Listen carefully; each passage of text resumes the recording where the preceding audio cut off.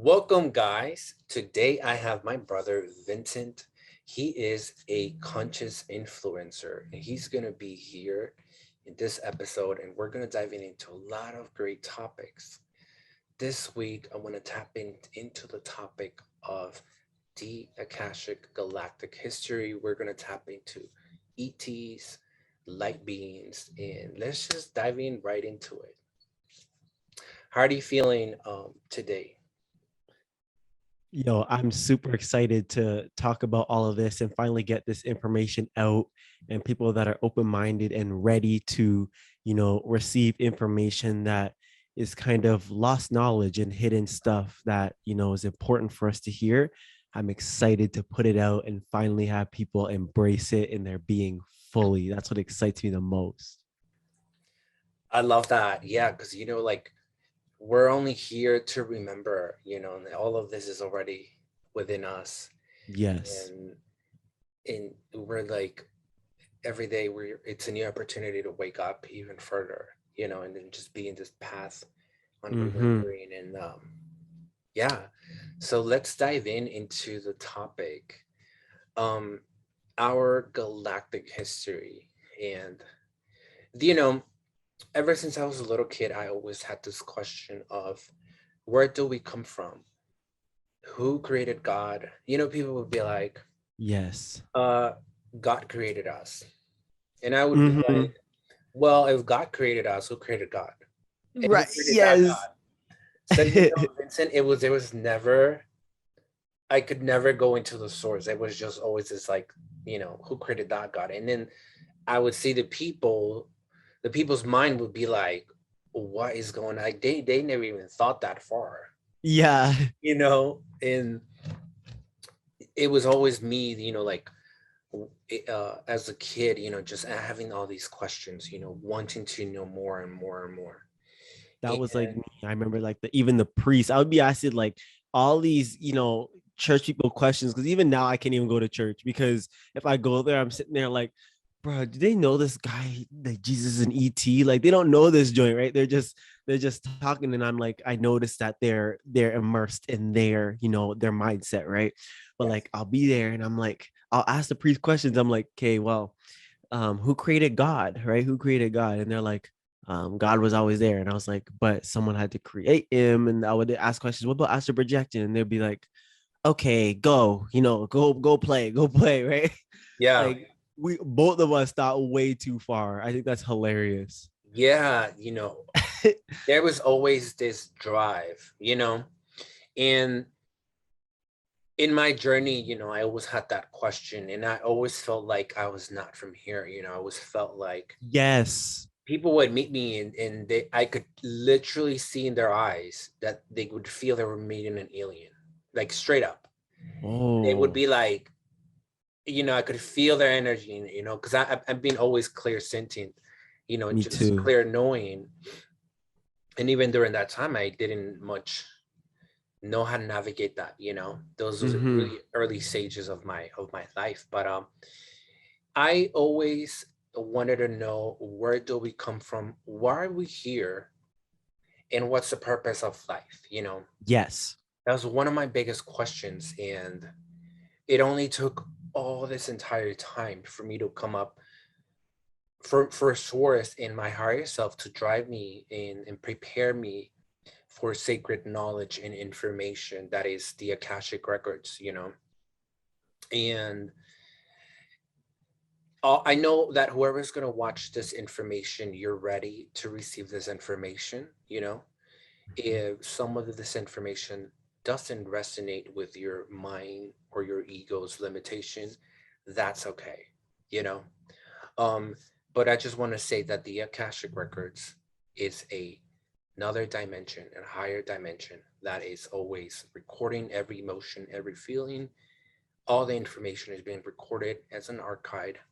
And that makes a lot of sense, Vincent, because we wouldn't just I feel like prime creator, which is source energy, is so divine and so intelligent, wouldn't just create life and not record it. You know, Yeah. it wouldn't just be like, oh, okay, that happened. We don't have any information of that. Yeah, it just popped up. You know what? You know how bad I've been trying to visit these Akashic records. I know so many people talk about this, and I know you have lots of experiences you're about to tell us about, which I'm mad hype for. But like, it just the whole idea of Akashic records. I feel like some people don't understand it fully.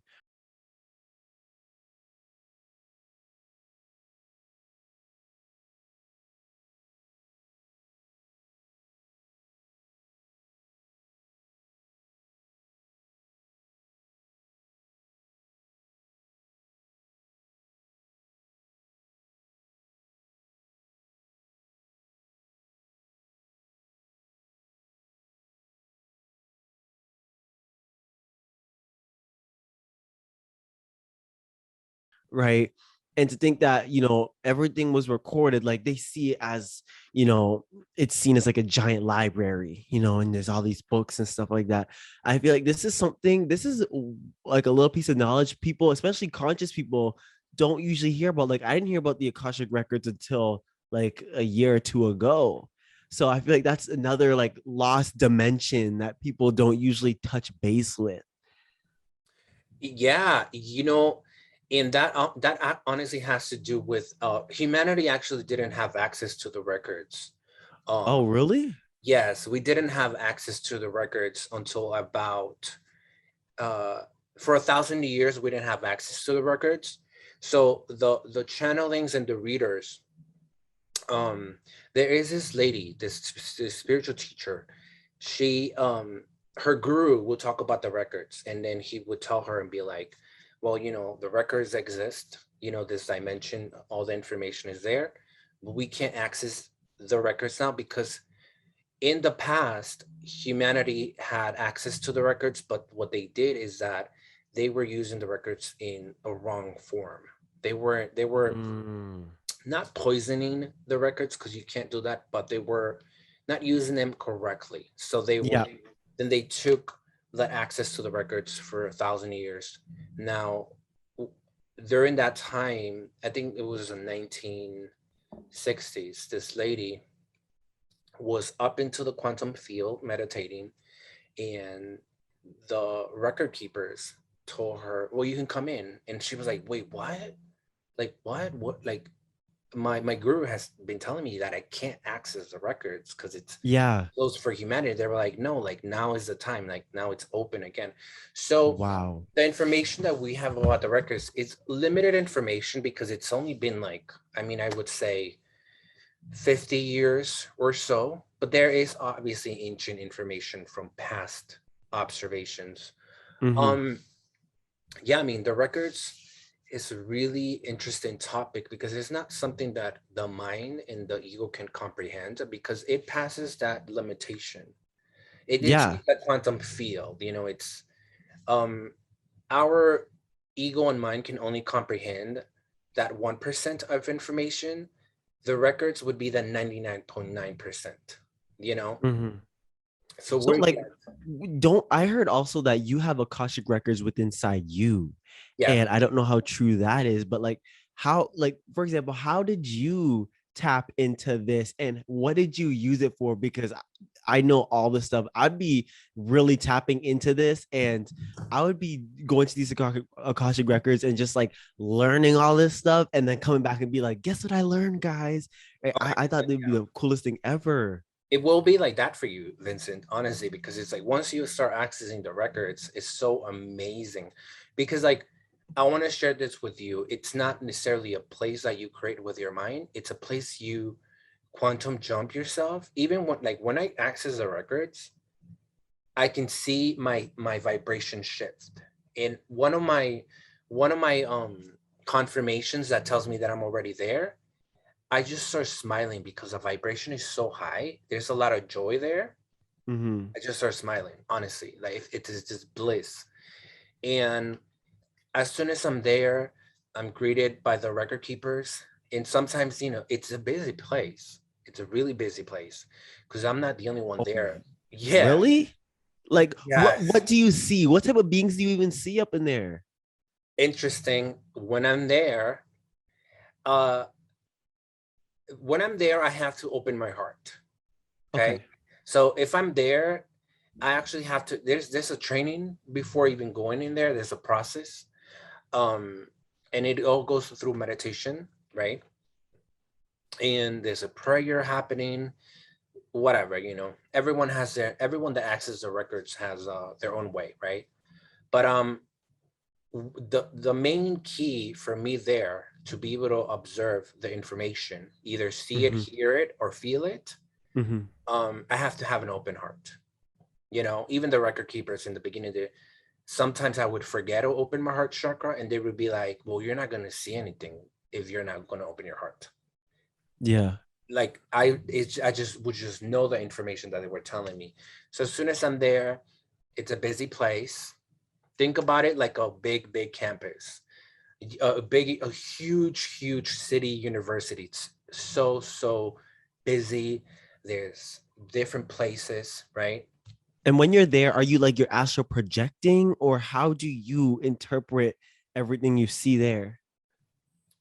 Interesting. Well, when I'm there, it's, I mean, you can think of it as astral projecting, right? Because I'm obviously still plugged in into my human body in a way. But Hmm. when I'm there, I actually tell my ego, and I tell my ego to sit down. So my ego actually doesn't go into the records. Okay. Okay. Because then if the ego is the one that processes information based from perception, bias, information, judgment, and all of that, right? Yeah. The records is a sacred place. So when I'm there, my guiding system is the heart. That's my heart. That's what's going to guide me. And honestly, like I said, it's a really busy place. There's actually these nurses that I call, um, these beings that they just volunteer, and I call them nurses because they kind of act like a nurse. So for Hmm. example, if I'm doing a reading for someone, um, I'm in the records and I'm with the person, right? And I'm seeing the person's light body in the records, right? Hmm. And for example, if the person that I'm bringing into the records um, has really low frequency, I automatically see these nurses holding the person, and then they're the one guiding me. So they guide me. Okay. I'm not the record keepers, and the the beings that work in the records are the ones that are guiding me. I'm just there like a student. I'm just like observing, watching. Yeah. They're the ones that go like, okay, They know what they're doing. oh yes, they do know for sure. Even sometimes I might be a little tired, and I'm in the records, and they automatically take me to this place called the pool of compassion, which is this big pool. Yeah. The water is this holographic water, and it actually raises your frequency. Because Cool. yeah, in order for you to actually read and download the information, you have to match the frequency of the vibration of that information. You know what I Hmm. mean? So for example, if a day I'm a little tired, um my body's a little tired, I still have to raise my frequency and match that frequency for me to be able to get the highest uh observation or whatever I'm meant to receive. Yeah.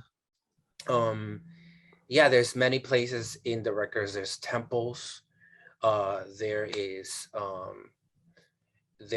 this river of unconditional love. There's a lot of places that the record keepers can guide you. What? Yes. Wow.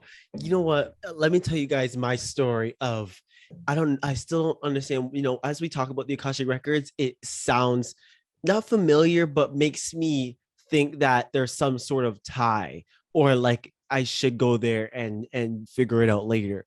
But what happened? I think you already know. You probably saw it on my story. If you guys don't have me on Snapchat or Instagram, go add me up. But basically, I was meditating, and this time I decided to put crystals in like a box around me, and it would just randomly popped in my head to do this. I was like, oh, just like my head was just like, oh, put the crystals around you. I was like, okay. So I have my most four powerful crystals. I actually have them right here, and each of them represents something different for me, right? They offer different energy for me.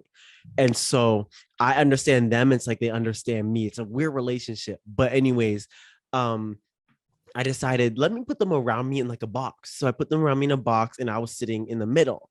And I envisioned, like, someone was like, envision just a pyramid around you and use them to, like, vibrate higher. So I was like, Yes. okay.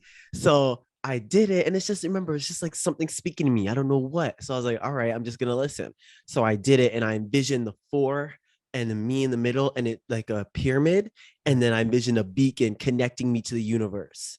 Right. And I said, I'm here. And I envisioned myself meditating on like a glass floor flying through space.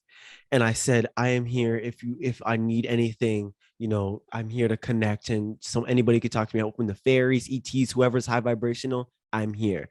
And instantly it felt like I was seeing like this really huge woman standing there in front. This is what I was feeling. And in this whole thing, I'm like, am I crazy or not? So I'm seeing this woman and it's like she's guiding me through the universe.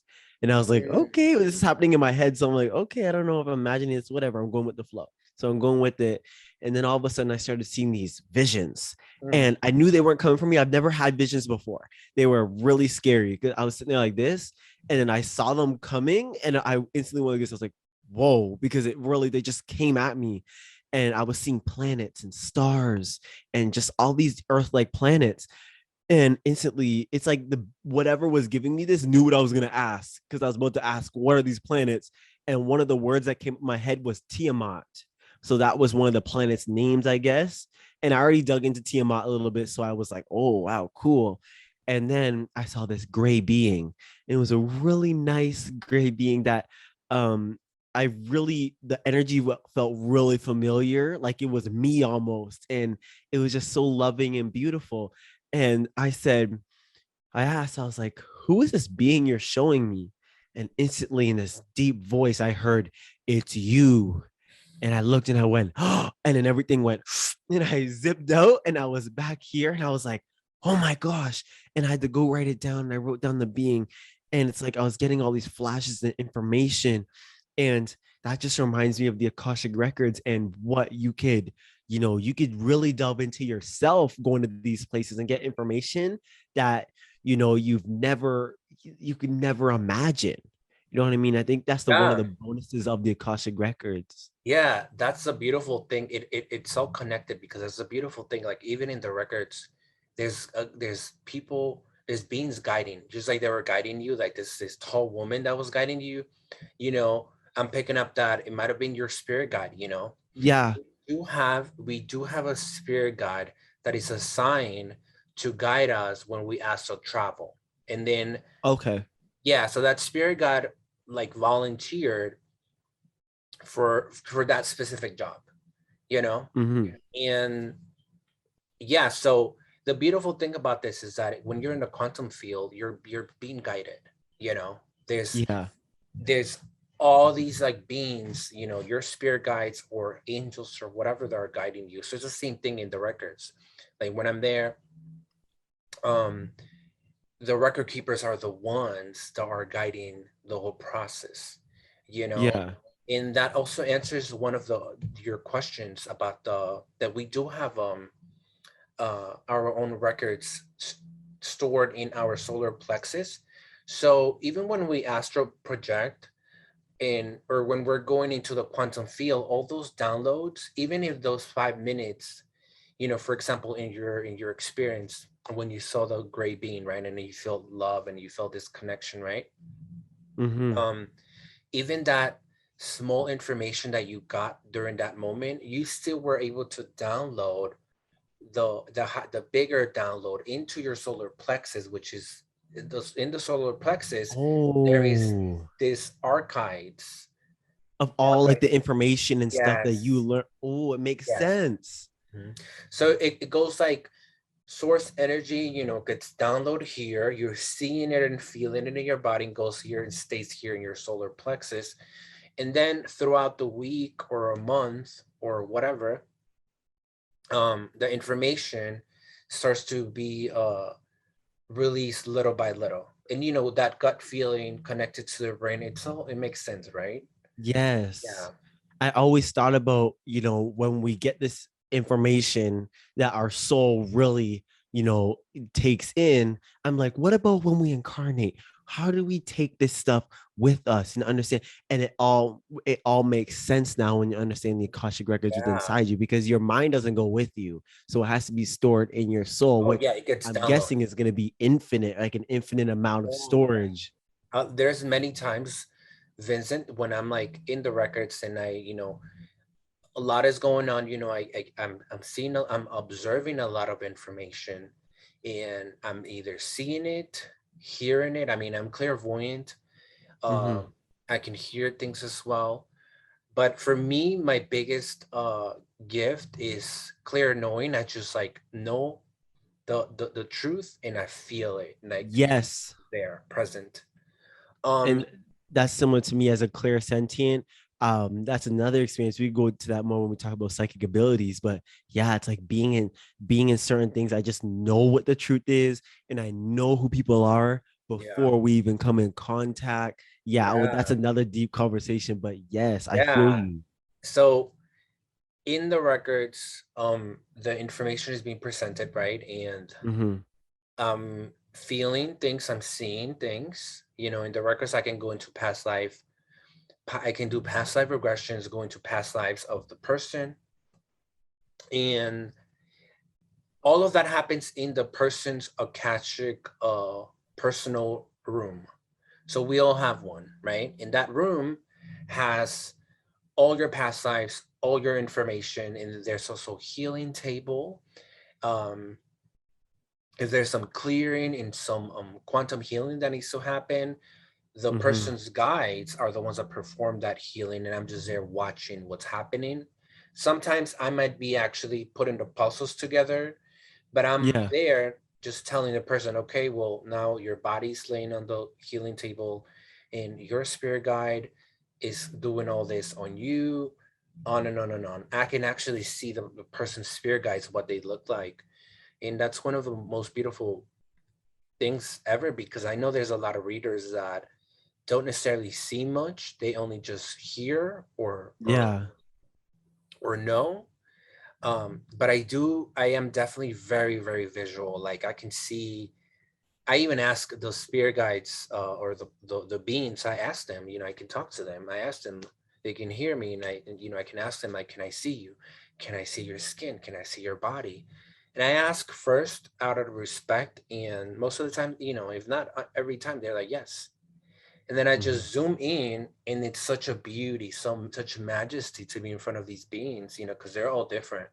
Yeah. And that's where we go in with this topic about the galactic history.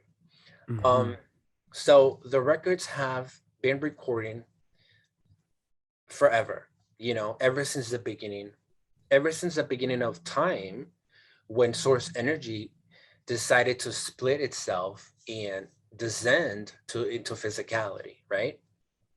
Now, during that time, the feline race were the one that was going to be doing all this, right? They were the ones that were going to manage in terms of like creating the human race, right? Okay. So the feline race is, in other words, the feline race, they look, some people call them the cat people, right? They look really feline, Yeah. beautiful beings. Whoa. The times I've seen them, I actually have a spirit guide that is a feline being. Cool. Whoa, so beautiful, such majesty in Hmm. front of these beings. But Even if you wanted to go back, like from right from the beginning of the birth of the universe, I was digging into this stuff and learning about the Lyrans, which are one of the first civilizations to actually be in our universe.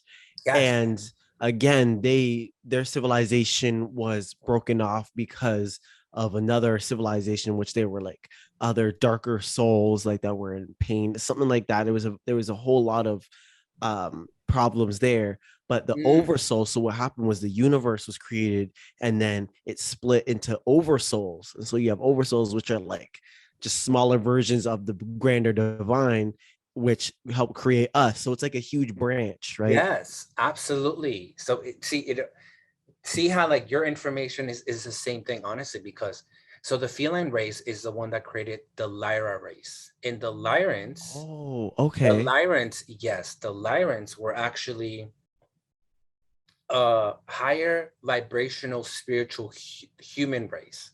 During that time, they were called the Lyrans because it happened in Lyra, right? Mm-hmm. And there was the Lyra human race and the Vega human race.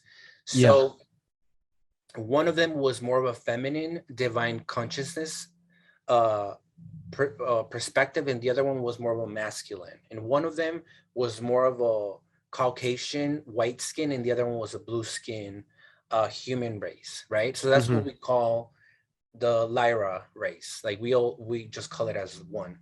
Yeah. So the felines were the ones that um in the records they say that the felines actually come from another universe, right?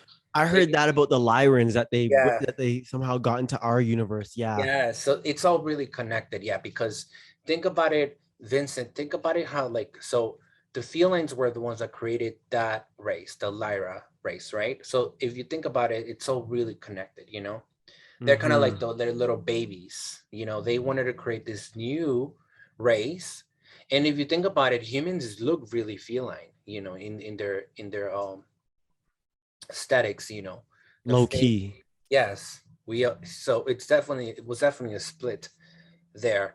Now the ones that were really managing the whole thing to go in divine order were the Arcturians. Mm-hmm. So the Arcturians were not actually, they were watching the whole process happen, not physically. Later on, they did manifest themselves physically, but the Arcturians are a separate consciousness of the Lyra consciousness. Okay. Okay. It's So, different civilizations. yes. Well, yeah, in terms of consciousness, they were, how do I explain it? They were not physical beings. They decided to stay in the higher dimensions. Yeah. So Source picked them to oversee the whole project so it could go in divine order, right? The Mm-hmm. felines were the one that were doing the physical part of it, of creating the human race. Does that make any sense? Yeah. So it's Um, like there was a lot of beings that contributed to oh yeah, us as humans. yes, absolutely. So moving forward, um, the two the two races get created. One was more spiritual, one was more of a masculine divine consciousness, right? And they were living in harmony for a long time, right?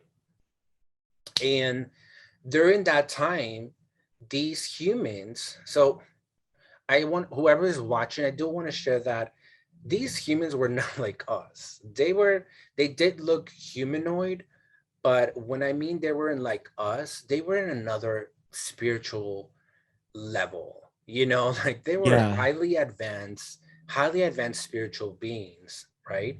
Mm-hmm. And they were already in another place because they knew that there was life in other places. Like they were actually having access to, they were living in harmony. That's what I'm trying to say. Yeah. Now, where things get when things go wrong, uh, is pretty much the reptilian race gets kicked out of another universe. Yep. Somehow they end up in our universe in Draco. Yep. That's why we call them the Draconians, right? Yeah, They end up everything in you're saying is already Draco. aligning with the stuff I researched. Yep. Yes. So it's all information that has been, downloaded. A lot of people have the same information. So Mm-hmm. interesting. So in the Akashic records, they're telling us how um, the reptilians get pushed into our universe, right? And our Milky Way, and they end up in Draco, right? Mm-hmm. And why does that happen? Really interesting. There were more of a race of service to self, and they were creating a lot of division and chaos in their other universe. They were kicked out by the avian beings, right? Wow. Yes. I didn't get that Somehow, far. yeah. So somehow they end up in Draco, but when they get to Draco, Draco doesn't necessarily has a lot of natural resources. Okay. So then they are like, well, we're gonna have to colonize other places for more natural resources. Is that ringing something here? Same the same thing on Earth with Yeah, no, mhm, because I'm thinking exactly how that's how humans work. Like, for example, quickly, even when you dig into, if any of you guys watch The Walking Dead and you see I forget his name, it starts with an N. Um, it's the one guy who has the baseball bat and stuff like that. So if you guys know, if you watch The Walking Dead, you know the one civilization or the one group of people had to colonize or mhm, take over other people and other places and say, you guys have to give us this every month and this all this resources every month, because when yes. you look back, they didn't have nothing on their own, right? It makes total That sense. is that is what we call the survival reptilian brain that we have. Okay, that part in part that the reptilian part of us that is always in survival in terms of like we gotta colonize. I mean, I don't necessarily want to detour, but if you really look back into Earth, the white supremacy and all this Mhm. stuff, like colonizing, taking over, and all of that, it's another mirror of like the birth of where it comes from. Yes. The same mirror of the when the reptilians were in Draco and they started to look around and they saw Lyra. They saw beautiful, beautiful. The times that I've been into Lyra during that time, it's a place that it's just beyond. It's like paradise. It's beautiful. The Pleiades is such a beautiful place too. A lot of Hmm. abundance in nature and all of that. So the reptilians pretty much um have contact with the Lyrans, right? They have contact with their government, and by government I mean like a consul, like just someone that's there protecting everyone. Yeah. Um, so they have contact with them, and so the time that they're actually having contact with them and visiting Lyra, the reptilians use that time to start to access all the weak points of the constellation. How can they actually ambush them? And they Yeah. realize that it's so easy because the Lyrans had been living in such harmony for a long time that it's actually really easy for the reptilians to take over because the Lyrans didn't even have a army. They weren't expecting that. Like they were not like waking up and like, vibrating on fear. You know what I mean? Like us. Like they were Yeah. like just living their life. Yes. And another confirmation is, you know, Adam and Eve. We have two humans, then we have the serpent. The serpent that is coming from the tree, right? Which Adam, they say we're just a reptilian, but I don't know fully how true that is. right. Well, if you think about it, it's kind of like a metaphor for what really happened in the past, because is the serpent represents the reptilians having contact with the Adam and Eve, which represent the Lyrans living in paradise. So they have contact and then they deceive them, right? With the apple, whatever, they take it. And when we in the records, when we go back into that time, the the reptilians offer the Lyrans all this technology, right? They offer them for their They natural resources. love that. They love to do that. Yeah, in honesty, the Lyra rays, they were like, yeah, they saw them as brothers. They saw Hmm. them as brothers, and they were like, yeah, we'll give you, if you need some of this, we'll give you. They were extending because they were in that place of unconditional love. In term, they weren't seeing them as like we got to protect ourselves, you know? Yeah. So long story short, that's when the Lyra Wars happen. Now, the reptilians, the warlike reptilians, ambush them, and then that goes back into the time of the biggest genocide of beings, like millions, if not more than that, you know, were murder, and it was really, really awful and terrible. Have you heard about the crystal of the Lyra planet? Like the giant crystal that like that vibrated almost the whole planet, and that they were like, from what I've read, they had a crystal that was, it was like a giant crystal that at one point before Lyra was actually high vibrational, they Mhm. were fighting for it. So there was three different royal families, they call it. So there was one on the land, there was two on the land, and there was one in the water, right? And they all look different. And they, for a while, they fought each other until they finally came together and said, okay, we don't need to fight over this crystal anymore. We could just come together and just, have it together. So like you said, they lived in harmony forever until these people came down and started offering stuff and saying, oh, what about this, what about that? And then until families started saying, okay, no, we're going to take the crystal for ourselves. And then this whole war happened Yeah, until the crystal actually they had to take it off the planet and hide it somewhere. yeah. So that story, if anything, it can also be another metaphor to explain the same story. You know what I mean? Like the same Okay. story as like Adam and Eve. Like, so we're all trying to kind of like understand what happened in the information, right? But when it Mm-hmm. gets past, you know, humans love storytelling, you know, and when we like to create this whole story. So yes, even, you know, that's another way to explain the same story, you know. The Mm-hmm. the the Lyran saying yes, you know, like we'll give you we'll give you the resources, you know, and you know, that's when the reptilians take over the entire they take over Lyra, right? The genocide, and then the Lyrans actually start to migrate. And that's another mirror for Earth as well. See how there's this pattern, Vincent, if you think about it, how here on Earth we're made believe that we're free, but there's limitations. You know, there's always wars happening, and where, you know, people are migrating, all of that. It's all the Yeah. same mirror coming back into the first time of in the beginning of time. Um, but anyway, right after that, um, a lot of the Lyrans start to migrate. They go to different places, right? And that's where we carry this sense of like not having a home. That on our DNA we carry that sense of like our home was taken, you know, Mm-hmm. not feeling like we belong here.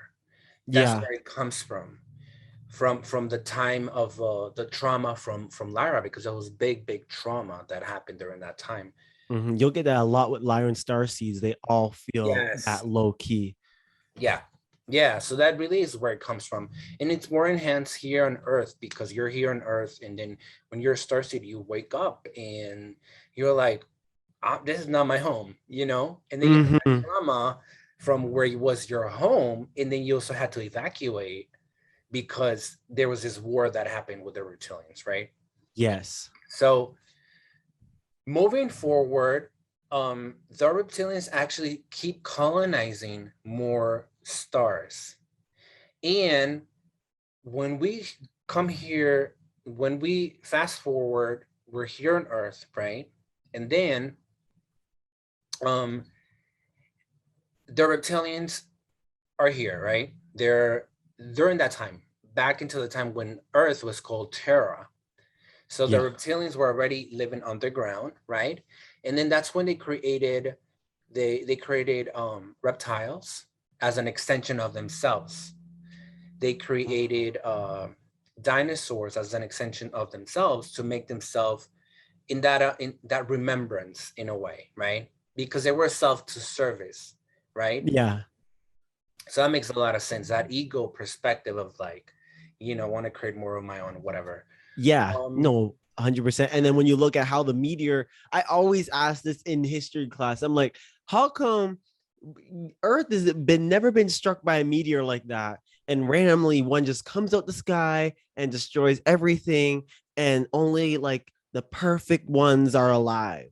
Like I always ask that, and I really yes. think going back, not to not to detour, but I really think that Oh no, meteor, it's so Vincent is all connected. Honestly, it's all yes, connected because after the extinction of the dinosaurs were not evolving in the they were not evolving how the no, reptilians thought they were going to evolve. And oh yes, and they were way too big in terms of like in terms of comparing a dinosaur with a reptilian.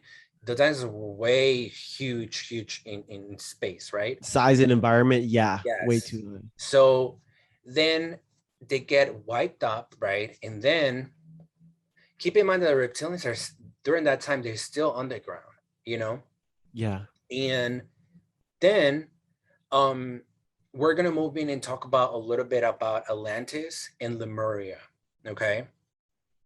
Now, Atlantis and Lemuria were actually the first spiritual eras. You know, Hmm. yes, Egypt goes after that. Egypt is actually connected Yeah. to Atlantis and Lemuria. Now, Yeah. the interesting thing here is that so somehow those races, right? I mean, think about how during that time there was still migration happening, right? There was a Yeah. lot of migration, and some of those races ended up here on Earth, right? And then they create their race, um, and we can think about the Atlantis, and we can think about Lemuria. Now, Atlantis was a spiritual race, but they were more of a masculine consciousness.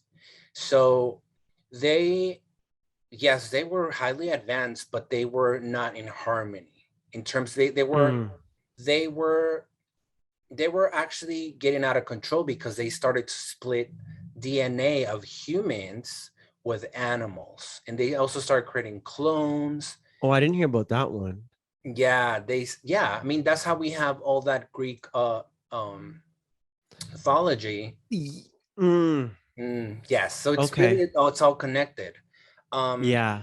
so during that time, they were taking way too advantage of the technology that they had, right?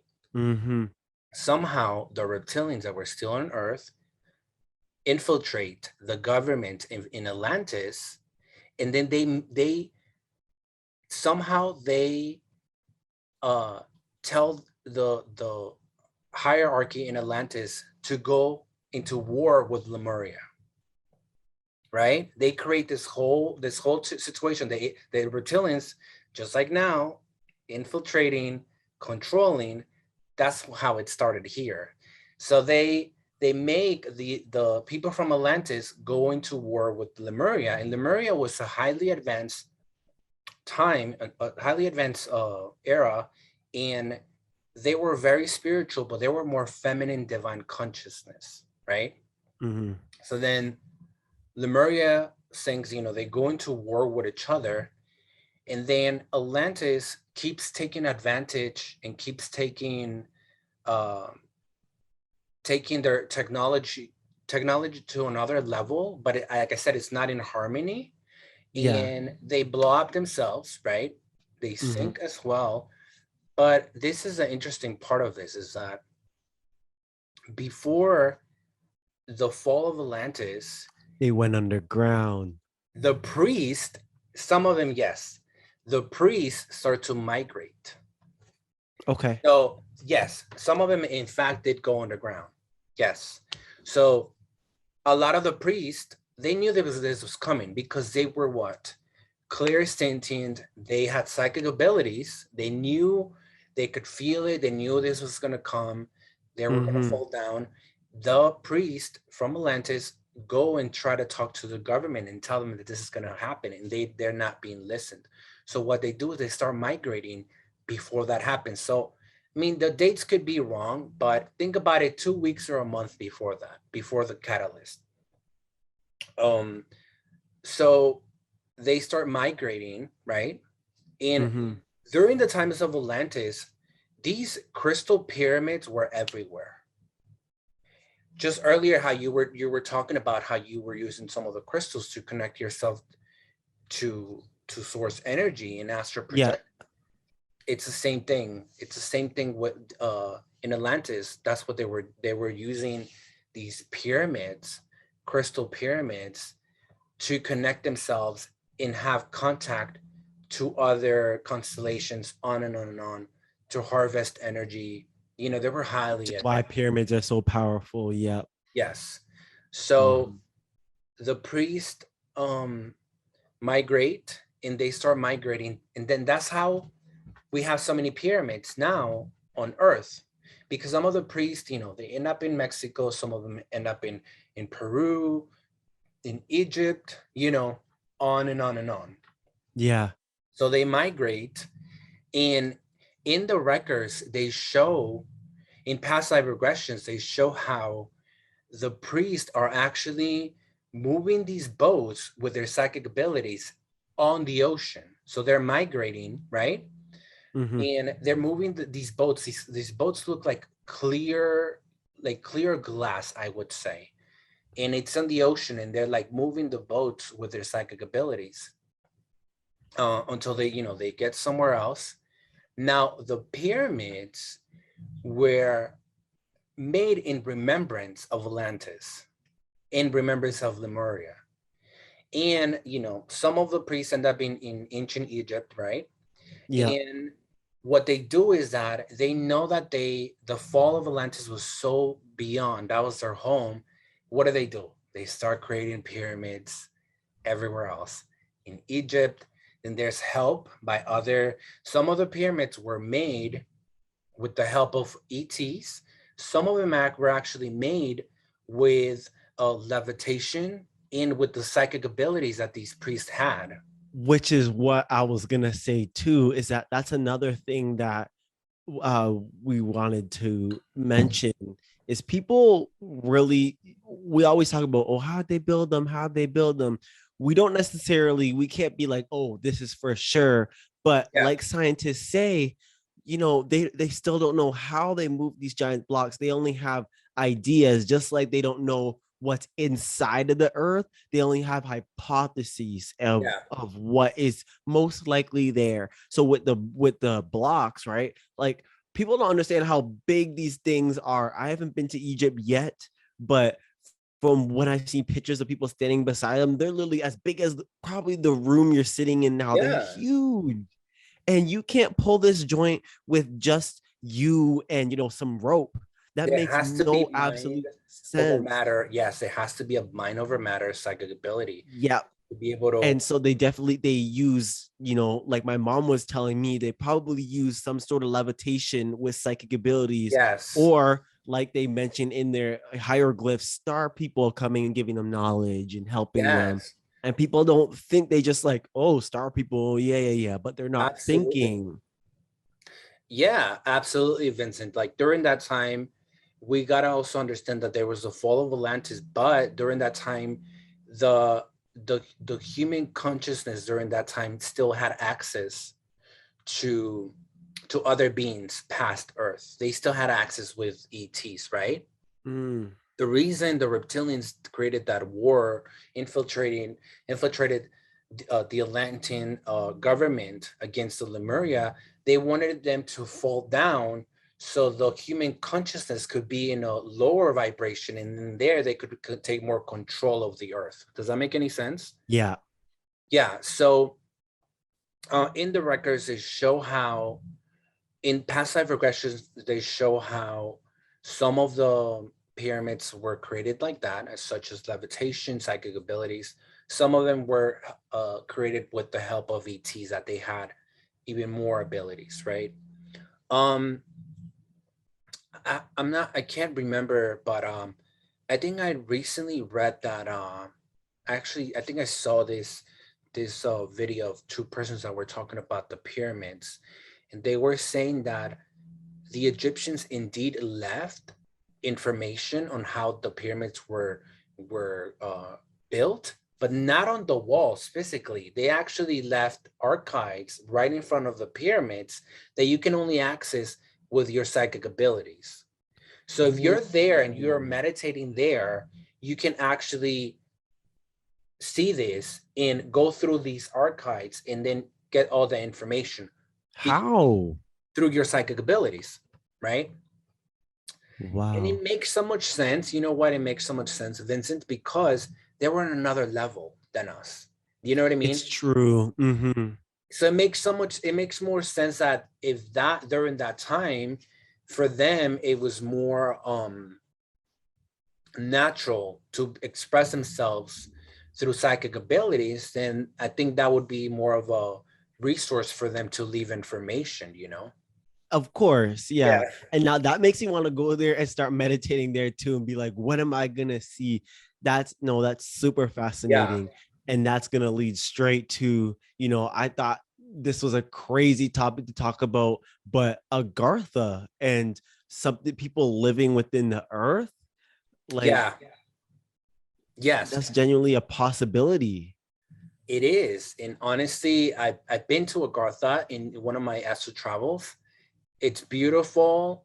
My animal sanctuary that I have here, the name is Agartha as well. My Oh, my my wow. nature retreat center was named after Agartha, actually, because when I was here and I was surrounded by so much beauty, so much nature, in one of my meditations, I asked, and I said, I asked the place, and I said, well, what do you want to be called? What this retreat center that's going to help people to heal and quantum jump, what is going to be the name for it? And Yeah. the place, they took me to Agartha. And when I was in Agartha, I was like, wow, like you see this grand central sun that they have inside, and there's no nighttime. It's just shining. So when I'm there, my human form size, it's just like myself, but the vegetation and flowers and trees are huge. Mm-hmm. They're so big, like a flower, like think about like a regular flower, like a rose would be the size of myself. Wow. There we have another idea of the giants, all this information of the giants and whatever, where they come from. That's a whole other topic. But um Agartha is also connected to the whole idea of uh eras such as the Egyptians, when you know um they vanished, and even the Mayans, right? The Aztecs, how there's always a group of humans that they just disappear. Disappeared. Mm-hmm. Now there is this saying that they don't actually disappear since they raise their vibration so high and their vibrational Yep. match Yep. higher vibrational beings, and then they get to go underground and live in Agartha and live in Shambhala. Now, the inner earth has all these different kinds of ET alien civilizations living in harmony. Like they all live together. They have their own. The inner earth is huge. It's Is it? huge. It's a whole other world. And think about it like this. You know, online there's a lot of information about the reptilian control on our with the government and all of that stuff, right? Mm-hmm. How they're the ones that control the earth, all that stuff. Well, that is just one perspective. So whoever is watching, understand that that is just one perspective. um One of the reasons that us humans we're still here alive till this day is because the you can think about it, the yogis, the priest, or whatever you want to call it, the priest of Agartha in Shambhala, they're the ones that actually control what happens on the outer earth. They actually do believe that we're gonna evolve. They're so think about it, the earth, yes, a lot of people, they're like earth, the outer earth where we live, right? It is a school. There's polarity, there's chaos, there's division, everything, right? Mm-hmm.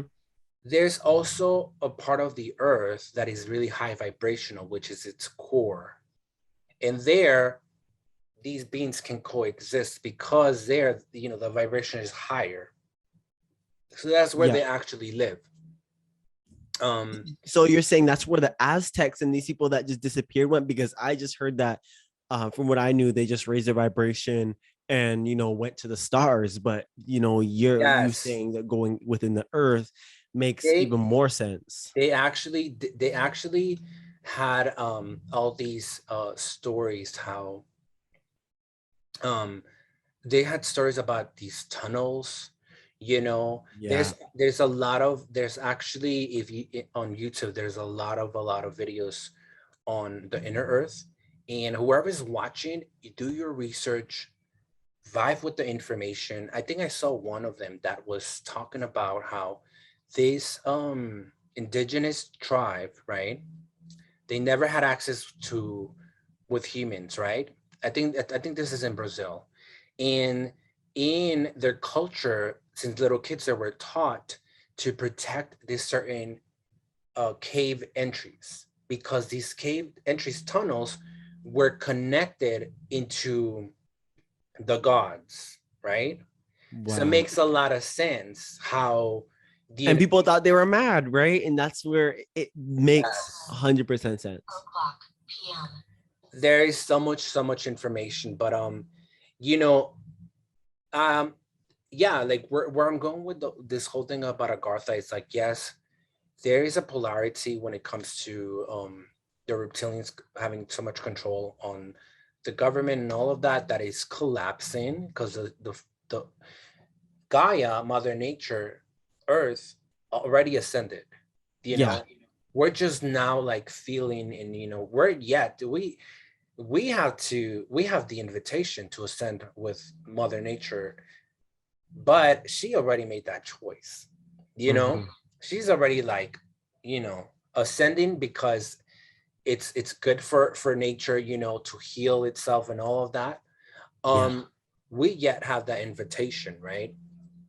But I do want to share that the perspective of Agartha, it's also valid because all this information that I was presented with, in how the priest in Shambhala and Agartha are really the ones that help us to remain alive in on Earth, because they Mhm. do they do care, although we're not in the same vibration as them, Yeah. because our mind and ego, I mean, we look around Earth, Vincent, and we humans can barely get along with other races.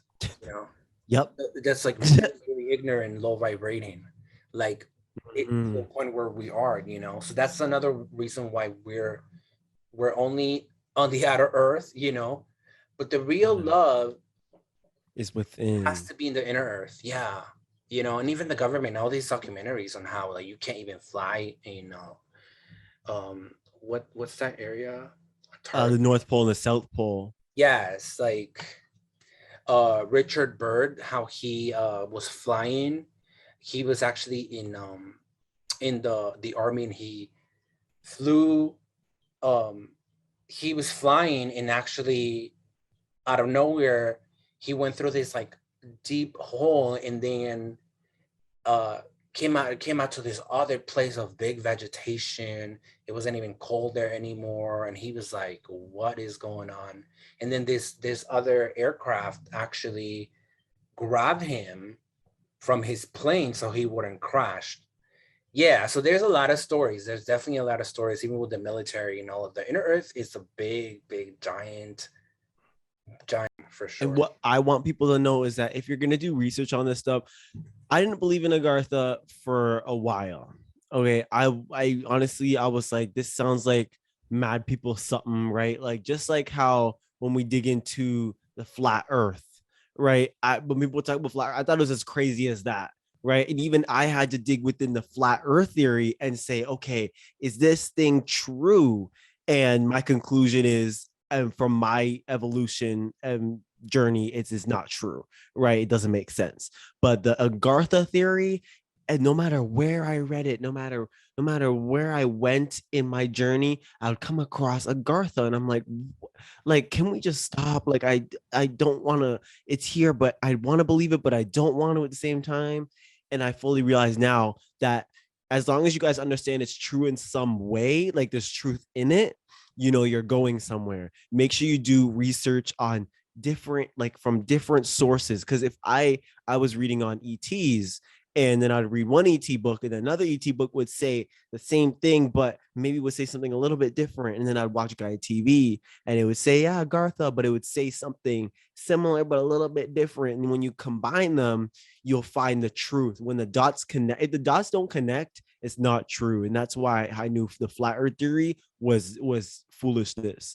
But everything else, the Agartha, even the beings on there, when I was reading about the types of beings that live down there and how we are going to, when we ascend enough, there's going to be humans that go down there, and then beings that lived in there are going to come and mess with our society. And when I heard that, and I was hearing this from many different sources, I'm like, okay, there is definitely truth in here. And I want you guys to know that. Don't just take one source, just like how when we were just talking about the Lyrans, and it's like you had stuff you were saying which aligned what I was saying, but there was stuff that was different. And when you see when the dots connect, there's truth. And then you could do your own research and figure out, okay, what is the truth? Because at the end of the day, you're not going to know the full truth until you either die or you astral project and you go out yourself and actively Yes. look for these things. Yeah, 100%. Yeah, I completely agree. Even with me being so connected with the whole Agartha uh, spectrum, and then, all of that, it's also coming from a place because I've actually been there. You know what I mean? Like I felt it in the vibration there. It's like, Which most people don't get to do. Yeah. yeah. And that leads me to the understanding that a lot of these things, you guys, you're not going to be able to try to understand it from the ego mind perspective limitation, rather from your heart, you know? Mm-hmm. So I always advise anyone that if you're observing information, go into your heart and see what resonates, because the mind, Yes. a lot of the times the mind goes like, well, uh this is not, I don't believe this because it goes against my own personal belief system, my own judgments. That's how the mind is processing information.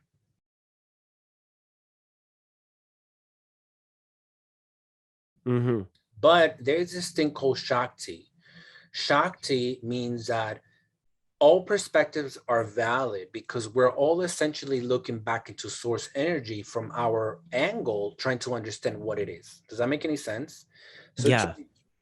it's like this big ball in, like, right here, like my finger is my angle, so I'm only seeing this area of source energy, the information. I yet don't understand all of this. Yes. So that's how it is. We get so many different stories about all this information. For me, the one that really resonates within my heart is the records, the information in the records.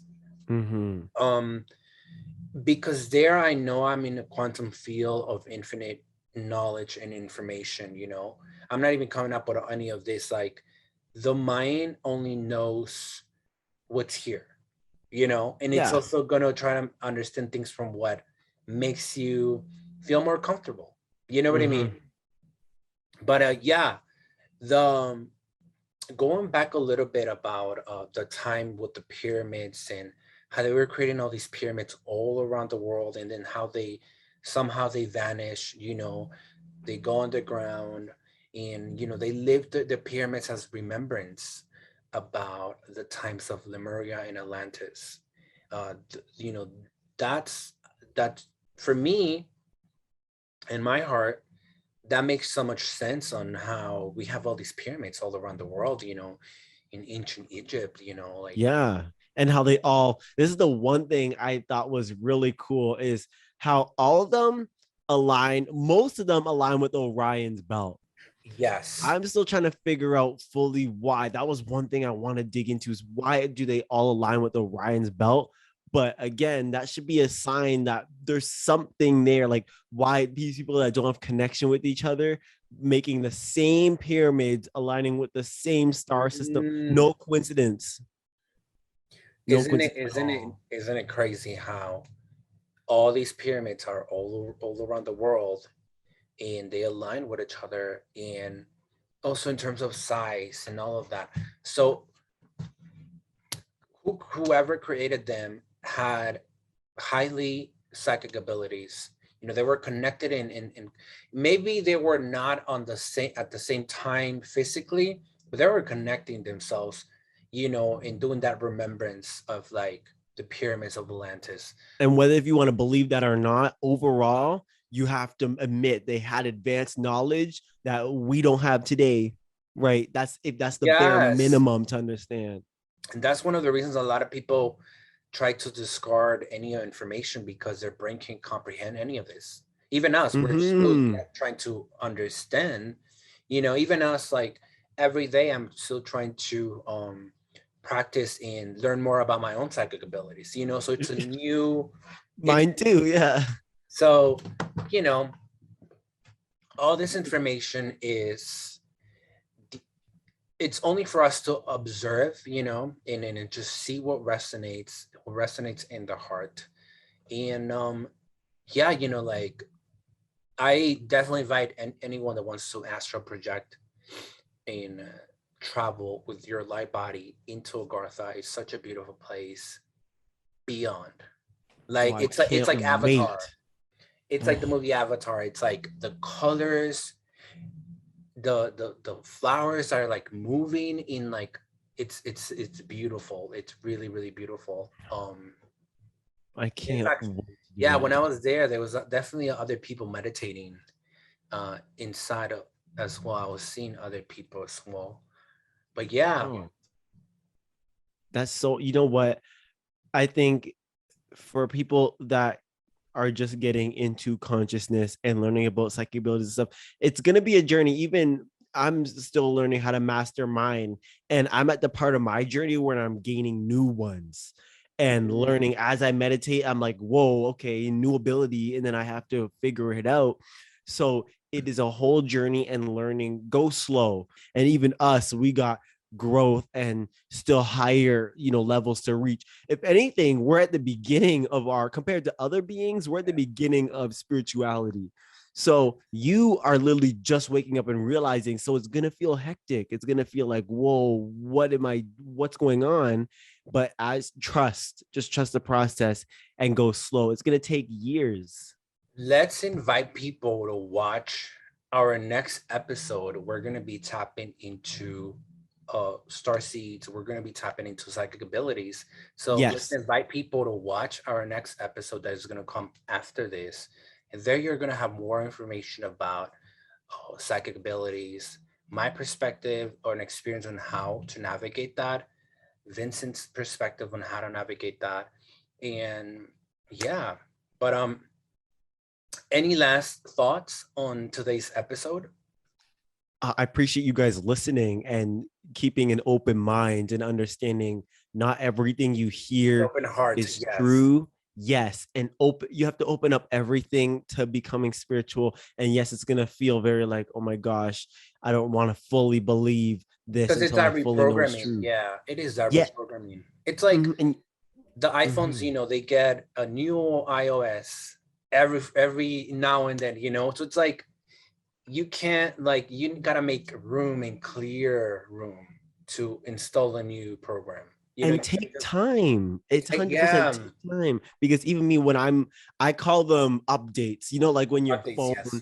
you really got to update and like take time for it to reload. I have to do that. So sometimes you won't see me post on social media, maybe one, two things.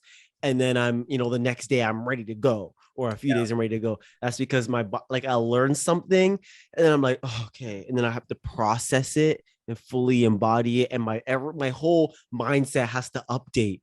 So I have to just take the time to watch a movie or whatever. So everything we talked about now, go slow. You might not have to go into Agartha and the Lyrans and all of this now. but at least your mind's open to it and you have the seeds planted for when you do research later and get to a more Yes. advanced level, it will grow. Trust. And whoever else is watching and you're getting that confirmation, whatever we just said, you're like, yep, same information that in my heart. We're your validation, your confirmation. We're here in the 5D. You know, this is our home. Thank you so much for watching. Please stay tuned for our next video. Thank you. Thank you for being here, Vincent. Thank you for having me. This is awesome.